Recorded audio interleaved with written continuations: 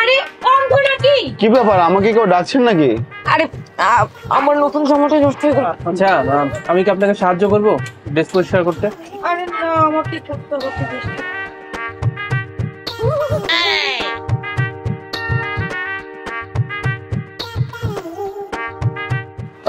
ভাইজান, কোনো হেল্প লাগবে?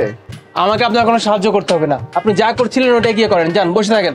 ভাইজান, আমরা বলতে পারেন, আমরা বললে কোনো সমস্যা হলে সমাধান করে দিতে পারবো। বলছি তো কোনো কিছু করতে হবে না, যান না। ম্যাডাম, টয়লেটটা কোন দিকে? জেন্টস ওয়াশরুম ওই দিকে, বড় বড় করে লেখা আছে, যান। আচ্ছা ঠিক আছে ম্যাডাম।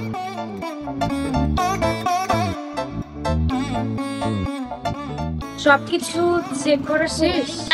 এক্সকিউজ মি, মানে খাবারের মেনুটা চেক করে শেষ হলে খাবার অর্ডার দিয়ে আমার অনেক ক্ষুধা লেগেছে। জি অবশ্যই, আপনি অর্ডার করুন।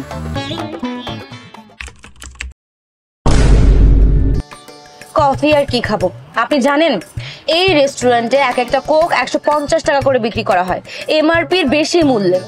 এইটা যদি ভোক্তা অধিদপ্তর থেকে জানতে পারে তাহলে আপনি বুঝতে পেরেছেন এতে জেল পর্যন্ত হবে। আসলেই মিথ্যা বলার জন্য তো জেল অনেকেরই হতে পারে, তাই না? তুমি কি কখনো কোনো অপরাধ করেছো? আপনি কি সবকিছু জেনে গেছেন? সব জানি বলেই তো বলছি। এখন তুমি যদি নিজের মুখে সবকিছু স্বীকার করো তাহলে খুব সহজেই ছাড়া পাবে। তাহলে যেটা করতে হয় সেটাই করুন। তোমার মুখেই শুনতে যাচ্ছি। ঠিক আছে, স্বীকার করছি। যেহেতু আপনি জানতে চান আপনাকে বলছি। আরে পাশের বাড়ির রিপন আছে না, ও কি করেছে আপনি জানেন? আমার বিড়ালের চোখের মধ্যে, একেবারে চোখের মধ্যে হিট করেছে। কোথা থেকে যেন একটা পাথর এনে ছুঁড়ে মেরেছে, আর বিড়াল ওয়াও ওয়াও করে কান্না করছিল।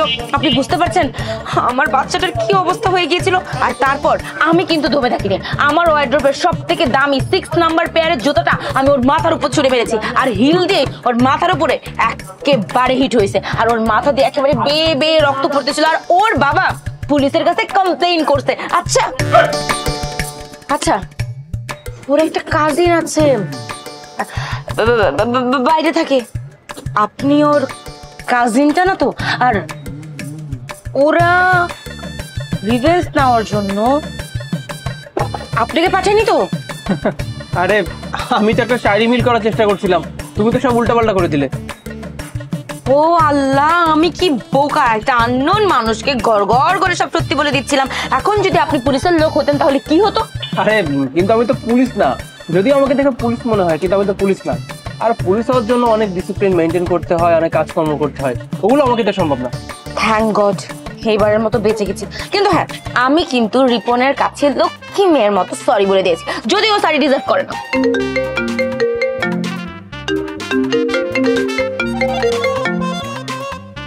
আচ্ছা, আমাদের খাওয়া তো শেষ, এক কাজ করি, আমি বিলটা কত হয়েছে বিলটা দিয়ে তারপরে চল আমরা উঠি। আচ্ছা, বিলটা দেন, আমি কফিটা শেষ করি।